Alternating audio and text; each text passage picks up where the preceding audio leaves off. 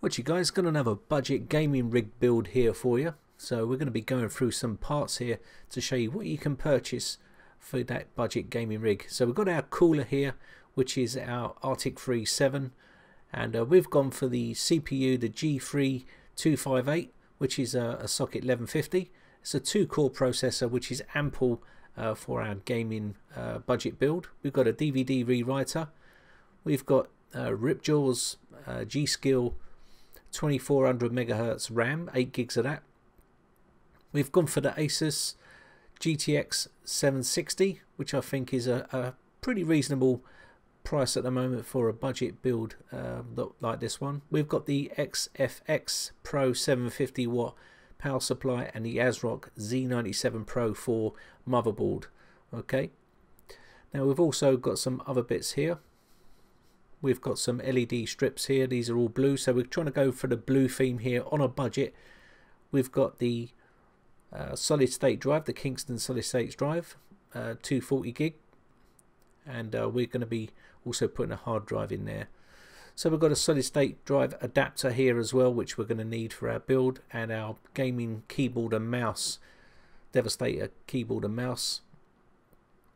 We've also got a monitor as well, a 24-inch monitor, which is 2 milliseconds refresh rate here. So nothing too fancy, but that's what we've got. We've also got a case which we're going to be using, which is the Source 220 from NZXT, as you can see here, and you'll see a bit more of that once we get it out of the box.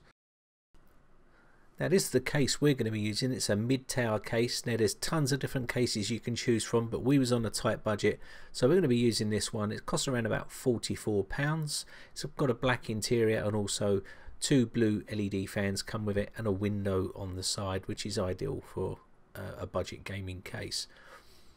So we're going to be putting in our power supply here, which mounts on the bottom of the case, and this is the power supply we're going to be using, XFX Pro 750 series. It's a semi-modular type power supply, which I will try to keep to the modular or semi-modular, and that should sit down. I'm going to have the fan facing downwards here, and this should run 2 graphics cards of this caliber, 2 760s, no problem. So we're going to be putting that in and then putting up the 4 screws that will hold the power supply into place. Very simple and easy to do. Okay, now all the parts will be on my website, so if you want to get all the parts list, you can always head over to there. Okay, so we're just going to push that into place, and then we're going to tighten these 4 screws in. Now there's a few different areas you can put the screws in to tighten this power supply down, and I'll show you these now. You can see there's numerous different screw holes here. You can, one above just where I'm screwing as well, you can screw that into there, but the screw thread was in this one here, so I'm going to go with this one. And I'm doing this left-handed, and I'm actually right-handed, so because I didn't want to ruin the camera shot. So you can see there's another couple of areas down the bottom here. We can screw this one into there and then continue on through putting the rest of the screws in. Now, I'm not going to show you every single screw here because I think you'll know how to put screws in. So I'm going to now put in the CD-ROM drive, and you can see there's little catches just here. You need to push these inwards, and then that should release the front sort of front grill really to pull out that little bay there. So we're just going to put our finger on the inside here and pull this inwards and release that, and that should release that very easily. Just put a bit of pressure on it and it should pop out. Sometimes it can be a bit fiddly, and then you can see it pop out. I'll give you a close up here, so we're just going to pull this out, and there they are. Now you want to keep these just in case you want to replace it or sell the case. So we're just going to undo the toolless catch here, and we're going to push in our DVD-ROM drive. Now some of these are getting obsolete nowadays, but the person who wanted this definitely wanted one of these. Now this was a super tight fit. I don't know what was going on here, but it was very, very tight, and I actually used quite a bit of force to get it in there, as you can see. So I just pushed that in and it went sliding in, and then I could lock that into place, but pretty much it was a very tight fit. So we just need to close off the catch here. You can see the 2 little catches here. Just push those into place until they click, and then that should be locked down. Now if you're using a silver case, you can always buy these DVD-ROM drives with a silver covering on it, just in case you want it, and it interchanges with it. This package come with both black and silver, so you could change that if you wished, if you had a silver case. So let's move on to the motherboard. Pretty straightforward stuff here. This is a ASRock motherboard Z97 Pro 4, which is a really nice board for the money, and you seem to get a lot on the board. So we're going to pull this out and get the board out and put it on top of the box so we can plug in all our stuff. You can see it's well packed. And just give me a few seconds here to get this out and get it onto the box, and then we can put the CPU on. So once we get this out, you can see there's a nice foam padding around the actual board, which will protect it in transit and also protect it when you're messing around with the board, putting parts in, so you don't damage it at all. So let's move on to the bottom part here, and I'll show you there is some foam on the bottom as well to protect that board. So I'm going to leave that rubber foam on, and we're going to be putting in the G3258 LGA 1150 socket.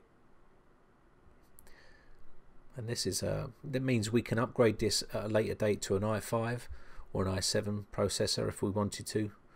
But we're just going to be putting in, this is our chip we're going to be using. Now this chip is great for gamers. If you're going to be doing video editing and stuff like that, then maybe this is not the chip for you. But as you can see here, for £50 for this chip, it's overclockable as well, which is really good. It's unlocked. This is where the CPU is going to sit inside here. So I'm just going to be pulling up this lever here. Now once we pull this up, we can lift the bottom part up as well.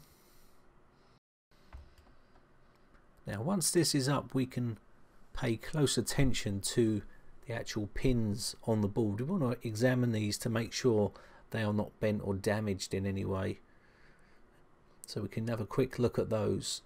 Now once we get those, we're going to get our chip here, as you can see, and we want to make sure that we've got the actual notches in the chip, as you can see here, and the actual arrow that's on the chip needs to be facing the right direction in the slot here, and you can see the arrow on the board, and there's also little notches in the actual socket there. We can drop that into place and just give it a little wiggle to make sure that's sitting in right.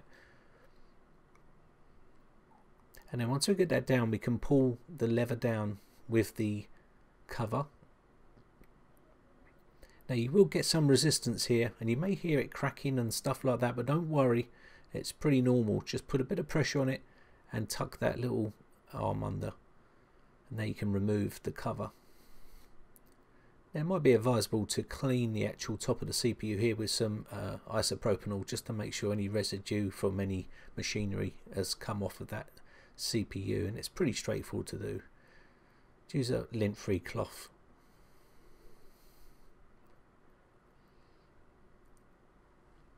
So now we're going to be putting on the actual heatsink here, and we're using a Freezer 7 Pro revision 2.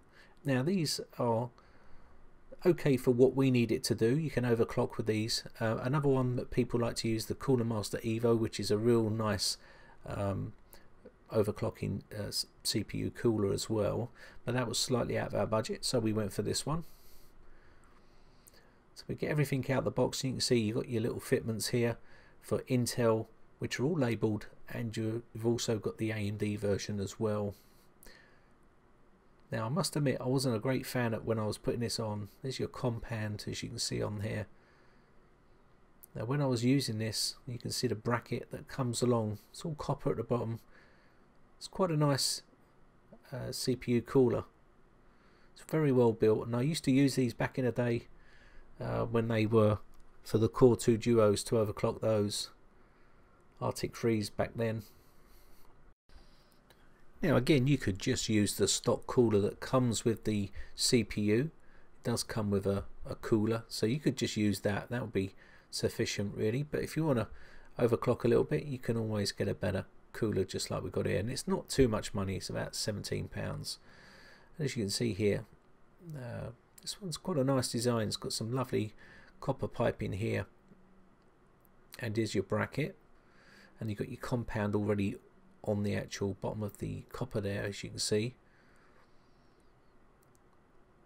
Now the front of this, as you can see the fins here, this is what's going to keep the heat out, dissipate the heat, and you've got a 4-pin plug there which will go straight to the board onto the CPU port there, and you've got your Intel and your AMD fixings here, and we're going to be using the Intel ones here. Now here's your instructions. These are pretty straightforward.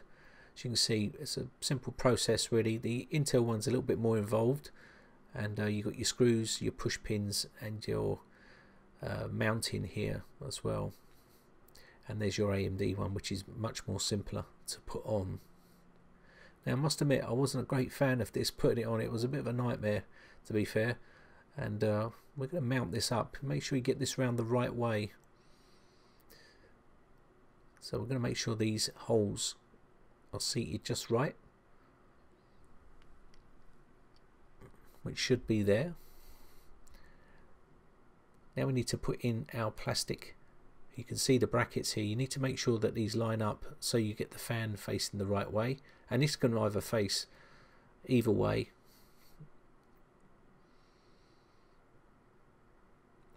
So once we get this on, we're going to put our plastic holders in. These will only go in one way. These are them here, as you can see. You just need to push those in, the little arch part, as you'll see. I'll show you here. They can only go in one way. Now, depending on what board you got, there's 3 settings here, as is going to be the middle one there. We're just going to push that in. So you can see we just push these in, and now we need to fix those down with our fixing clips here, and these just push into place. Once you push these down, you put a bit of force on them, and it was a bit fiddly, to be fair, but I can imagine once you've done a few of them, you can get used to it. So just line these up, and then we can push them down. Let's put a bit of pressure on it, and that should snap into place, and that should be locked down now, as you can see. Now if I flip the board over, you should see this at the bottom. You should see all of the pin coming through. If you're not seeing that, then you've not done it right, and you need to make sure that you do see that. Okay, the white and the black clip coming through. So now we need to just mount our CPU cooler, and this is held on with 2 screws to put pressure onto the actual cooler there, onto the CPU. So we're going to screw this down. You can either have it either way. Now this was really tight on the memory, so I had to have it facing the other way, but it still was okay on the temperatures. There was no difference really.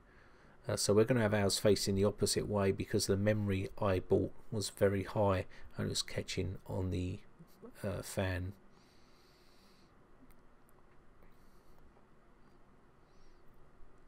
So I'm going to offer this up, take our fan off so we can get to the screws. Now once we've got these off, we can offer this up and then screw it straight down. Now again, really ideally you could flick this round the other way, depending on how high your profile on your memory is, but mine was pretty high, so we had to have it this way around. So I'm going to screw this down. And you want to make sure you get a nice, don't over tighten these, you want to make sure they've got a nice fixing on them to make sure that's putting pressure onto the CPU to keep it cool. And the same on the other side.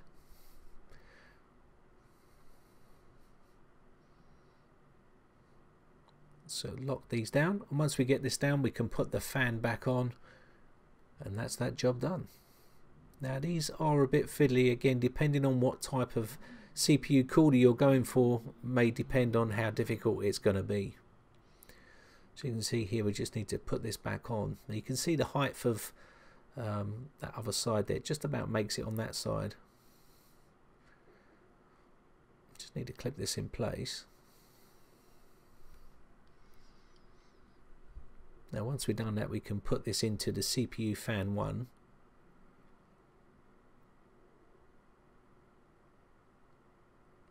And that should just slot straight in like so.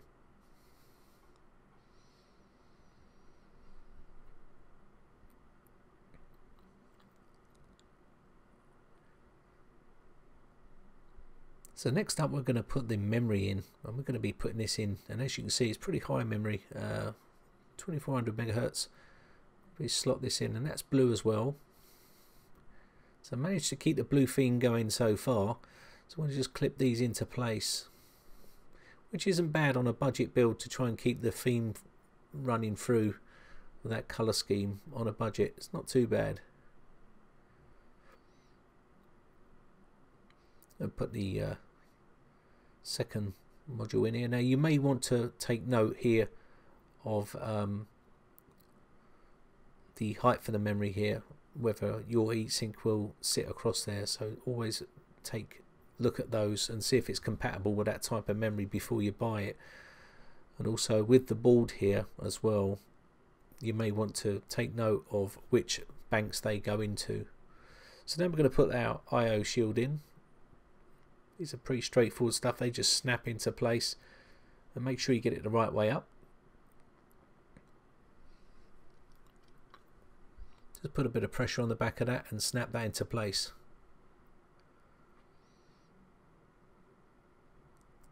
I'm using just a screwdriver on the back just to push on to clip it in. We're going to put in our mounting screws here, and you can see these go into the actual case itself, and there's loads of holes here, and some people may find this confusing, but in this case it tells you where to put the screws. As you can see here, there's different sizes for different motherboards, and if you check out the actual information on the actual case here, it will tell you we've got an ATX case here, and it will tell you which letters and numbers to put them into. As you can see here, A1. So we're going to go into there, and now ones have got black mounts.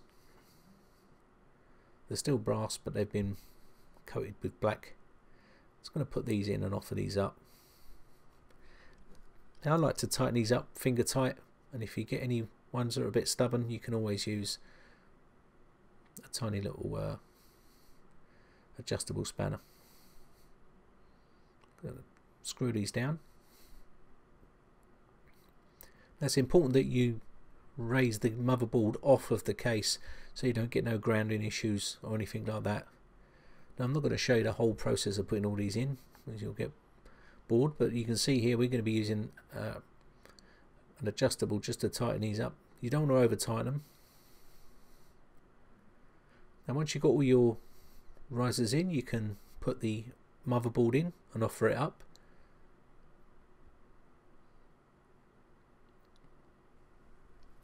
So we'll just put the motherboard in now.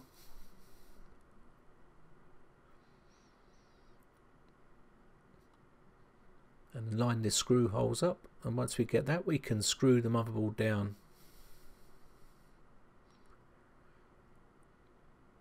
Now a little tip here to look out for is the power clip for the motherboard. If you can see where the heatsink is, my hands are pretty big, and that was a very tight gap to try and put that in, so it would have been advisable to put that in before I screwed down the motherboard.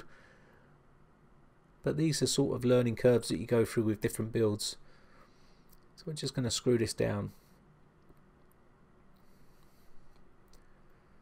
So now we've got that in, we're going to take care of the 24-pin connector to the board and the 8-pin connector to the board.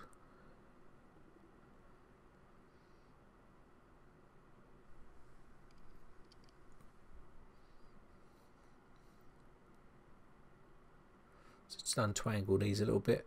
Now try and keep your cables nice and tidy. There's plenty of room here to feed your cables through. So start as you mean to go on. It's always good to test your board before you actually put it into the case. You can do this on the box with the power supply before you put everything in, just to make sure everything posts. You don't want to be setting up all your cable management and find out that it doesn't boot. So it's always good to check that before you start to get to this stage. I'll skip that part in this video, but it's pretty straightforward. So now what we're going to do here is just offer this up and plug it straight in.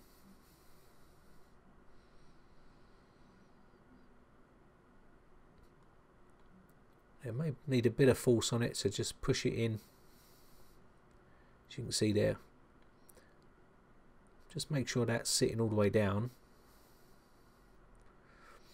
Okay, and now we're going to tidy this cable up and push it back out around the back so we can hide the cables. Now again, we're going to be using the 8-pin connector here to go to the board, and I'm going to use this, feed this through the bottom so there's no cabling inside, and then come out up the top. Now as you can see, that's very, very tight up the top. I managed to get it in. There's a tiny little hole at the top I'm going to come through, and you'll probably just see the cable poking through, but you won't see it if I'm turning it around like that, but you will see it in a second.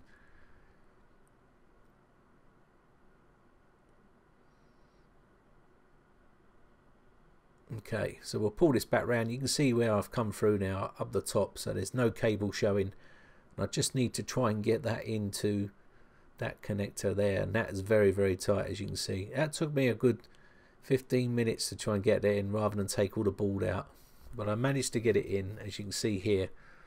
Very, very tight. You can see my hand very barely gets in there. But this, as you can see, this is facing the opposite way, the CPU cooler, but it was all right. You can see where it's leading through here. There's a tiny little hole there. Very nice design. You won't see none of these cables. So next up, we're going to be putting the audio and the USB cable in. Just put those in, and we also need to put in the USB 3.0 cable. And you can see the audio ones here. Now you want to feed these through the bottom part as well, so you can't see the cables as much as possible. You can't really see much here because my hand's in the way, but pretty much it's straightforward stuff, and it's all labelled on the board, so you should have no problems at all. So we'll just do the USB one.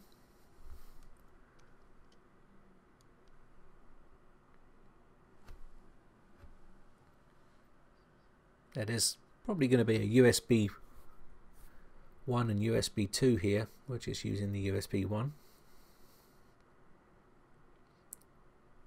So once we've done that, you can pull this out and come through the bottom part here. As you can see, this is a USB 1. I've found a little route that's going to make this a little bit tidier by coming through the bottom here, which would make it much nicer. So I use that method instead. The less cables we see, the better it looks at the end of the day. And I'll do the same with the audio as well, I think. So I'm just going to take that out and bring that through the bottom part to hide as much cable as possible. And there we go. You can't really see much because my arm's in the way.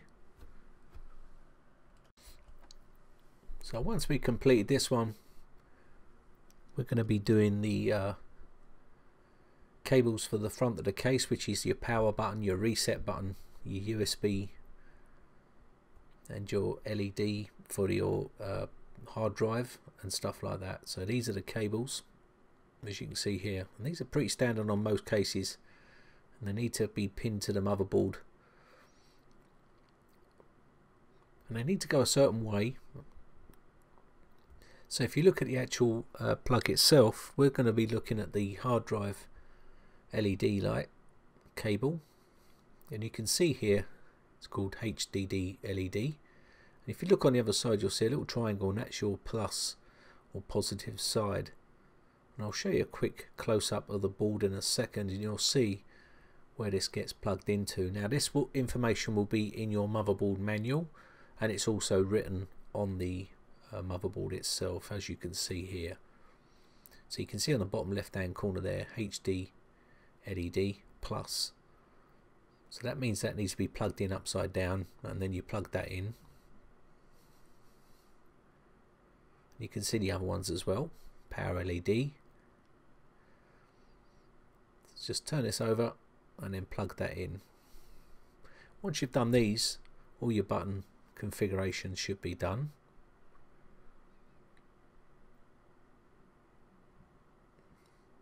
Just plug that in like so, because you can see the triangle is on the plus side, and that's how it should be, and that's it. It's as simple as that. And that's the finished article, as you can see. So what we're going to do next is put the graphics card in. Now we need to move 2 slots here for the graphics card, so we're just going to undo these 2 screws. Now you want to keep all these just in case you need to sell that card and put another card in, or sell the case, or whatever it is. So you've got all these parts, you can keep these in a safe place.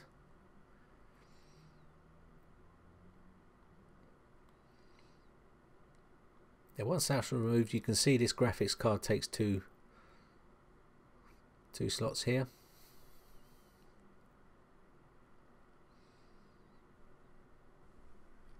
So we need to remove all the protection covers from the card itself. As you can see here, these little blue covers, we're going to pull all these off, and they should be on the little connectors here. We're just going to take all those off.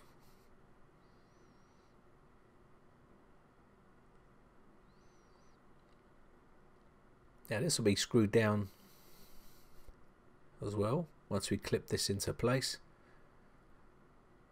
Just offer it up, it should click in, and then just put in your 2 screws to hold the card up, and that will be that.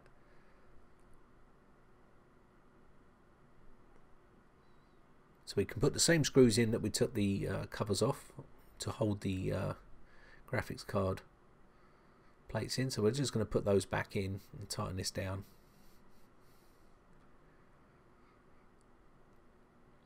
And then we need to put the power to the actual card itself.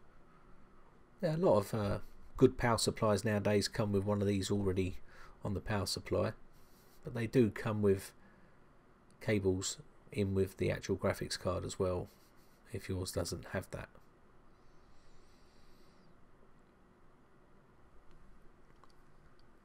So the cable, we're just going to line these up.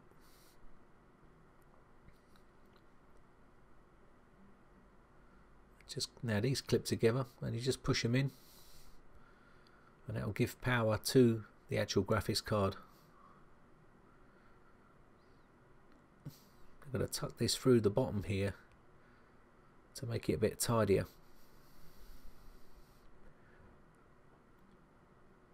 Now this is a bit fiddly. Always keep your cable management as tidy as possible throughout, so it doesn't get too messy. Now I would have liked to have seen a couple of covers on these cable management holes here to make it a little bit tidier.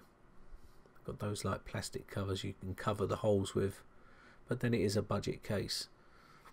So we'll just clip these in. Needs to go around the other way.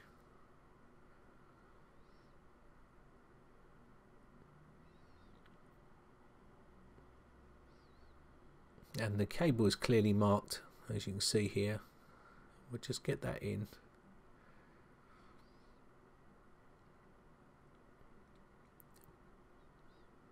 And that should be in. That's it. Now we can put a little tiny cable tie just to hold that other one down to keep it tidy.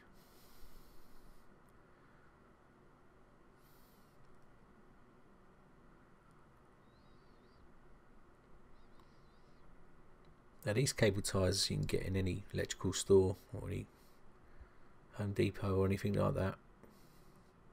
We'll keep it black. We'll just cable tie that one.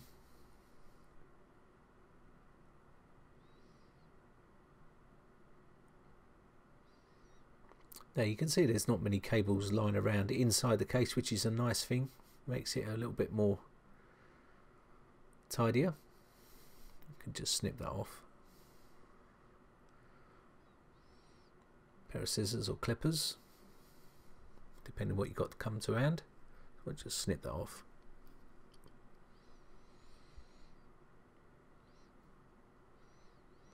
Okay, so next up, I'm going to put the actual caddy in for the solid state drive here. This is the solid state drive we're using. Now these do, you have to buy these caddies, the actual holder that comes with them. I like these ones better, rather than using the sticky tape to stick it to the case. It just looks a little bit tidier. As you can see, this is what it looks like once it's in there. Now this holds two of these tiny solid state drives, this little caddy here that can hold. So I'm just going to be using one in this. Now we will be putting a terabyte drive in there to store data on at a later date, but this will do for the time being, this 240 gig for his operating system. And that's how it fits in there. The screws go straight through these holes, and that should slot straight into your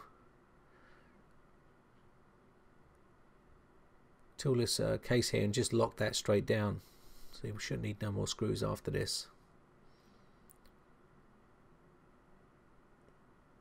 And that was around about, I think about £7 or something like that. That, or maybe a bit more. Just slot that in. We can line the holes up and just put our clip back in.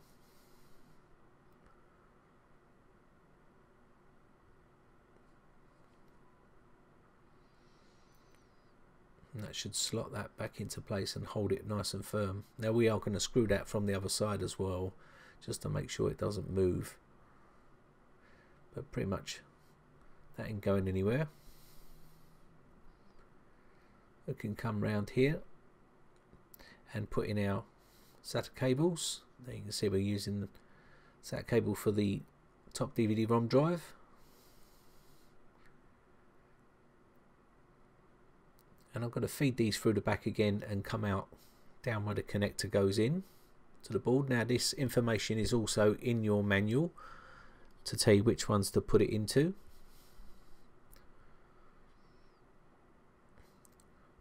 We also need to put in the SATA cable for the solid state drive, and again that will go into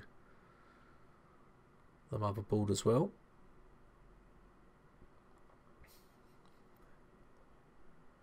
Now I've already looked at the manual to find out which ones these go into. And we can screw from the other side here to hold this hard drive caddy steady.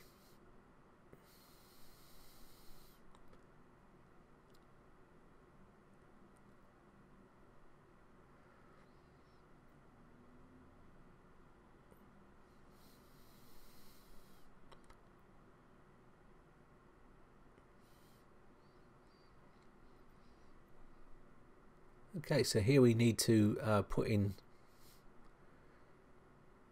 some power cables into our power supply, and because this is semi-modular you get a load of these with the actual power supply as well, and this is so we can power our fans and our hard drive and DVD-ROM drive.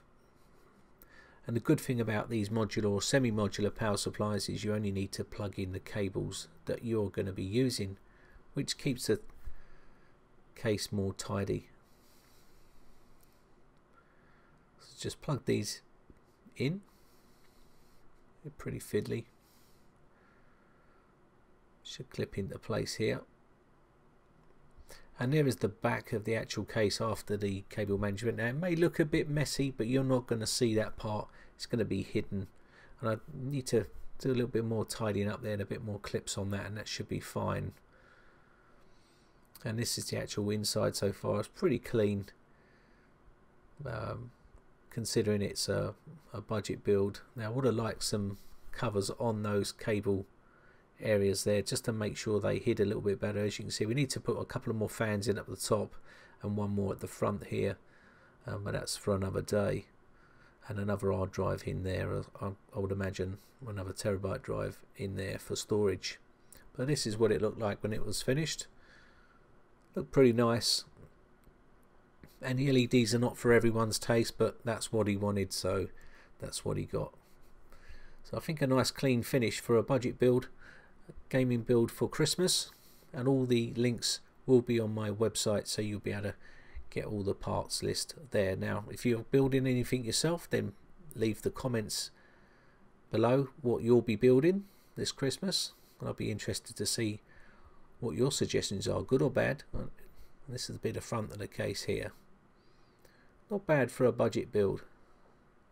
Anyway, so I hope you enjoyed it. My name is Brian from briteccomputers.co.uk. If you enjoy these videos, guys, then hit the like button, guys. It really does help me out. And hit the subscribe button if you want to keep up to date when I upload new videos. So thanks again for watching, guys. Bye for now.